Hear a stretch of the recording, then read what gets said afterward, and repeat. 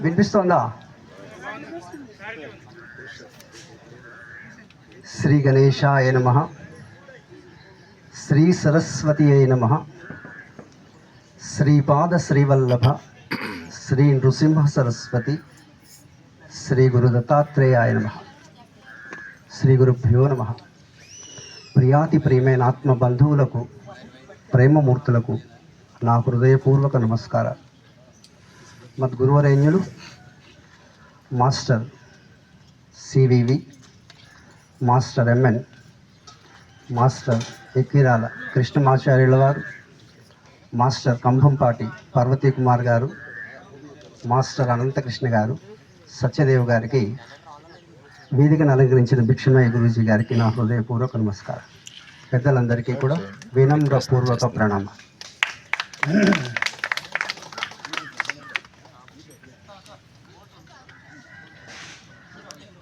Master ఈకే గారు యోగము, యోగ విద్య, యోగాభ్యాసము వీటి గురించి చెప్పిన విషయాలే కొద్దిగా ముచ్చటించుకుందాం.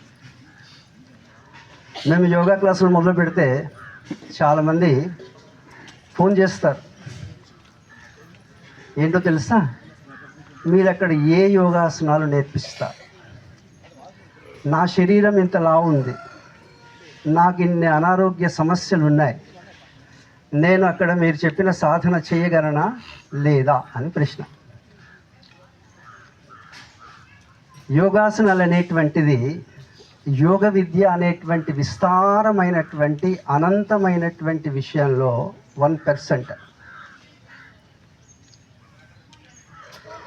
ఇంకొంతమంది ఫోన్ చేస్తారు, మీరు అక్కడ పచ్చి కూరగాయలు బాగా పెడతారట, అవునా? మేము తినగలమా, మాకు అరుగుతుందా అని. పచ్చి కూరగాయలు తినటం యోగం కాదు, అది యోగ విద్య కూడా కాదు.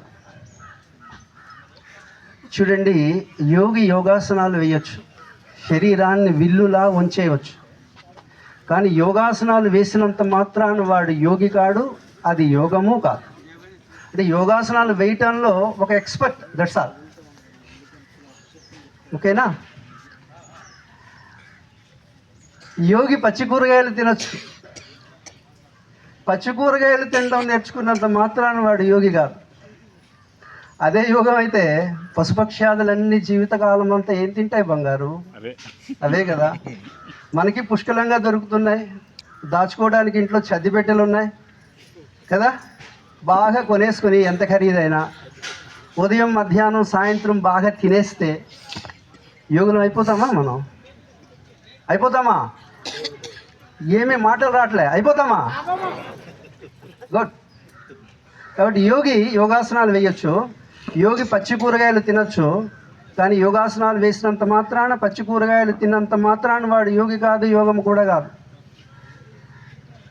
ఇంకొంతమంది అంటారు, మీరు యోగాకి వస్తాయంట కాఫీ మానేయాలట, టీ మానేయాలట, మాంసాహారం నిషిద్ధమట. చూడండి, విడిచిపెట్టడం అనేటువంటి పదాన్ని వియోగం అంటారు, అవునా కదా? విడిచిపెట్టడం అంటే వియోగం. భార్యా వియోగం, భాతృ వియోగం, పితృ వియోగం పేపర్లో పడుతుంది కదా. వియోగం అంటే ఏంటి? విడిచిపెట్టుకోవడం. మనం యోగం గురించి మాట్లాడి అది వదిలేయండి ఇది వదిలేయంటే ఎట్లా అవుతుంది? అదైతే మీ స్నేహితుల్లో చాలామంది కాఫీ తాగరు, టీ తాగరు, వాళ్ళందరూ యోగులా? బ్రాహ్మణోత్తములు, ఆర్యవైశ్యులు, నాన్ వెజిటేరియన్ తినరు, యోగులా? కాబట్టి యోగి మానేయవచ్చు, మానేసినంత మాత్రాన వాడు యోగి కాడు. ఇది మాస్టర్ గారు చెప్పిన విషయాలు.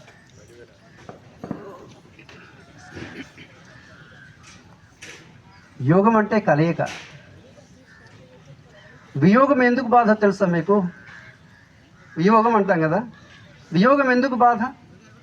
ఒక తండ్రికి 4 కొడుకులు ఉన్నారనుకోండి, తండ్రి స్వర్గస్థులైతే 4 కొడుకులకి ఒకే బాధ ఉంటుందా? ఉంటుందా? వియోగం అనే బాధ ఎవరికి ఉంటుందంటే, అంతకుముందు ఎవరైతే యోగంలో ఉంటారో వాడికి ఉంటుంది. అంటే వాళ్ళ నాన్నగారితో అలవి మాలినటువంటి ఒక వాత్సల్యము, ప్రేమ, ఆత్మీయతతో పెనవేసకపోతే ఆ కొడుకుకి అప్రయత్నంగా అశ్రుధారలు అనేటువంటివి వచ్చి తీరుతాయి. అర్థమవుతుందా? అదే ఏడ్చినంత మాత్రాన్ని వీడికి ఎంత అభిమానం ఉంది అనుకోవడానికి లేదు.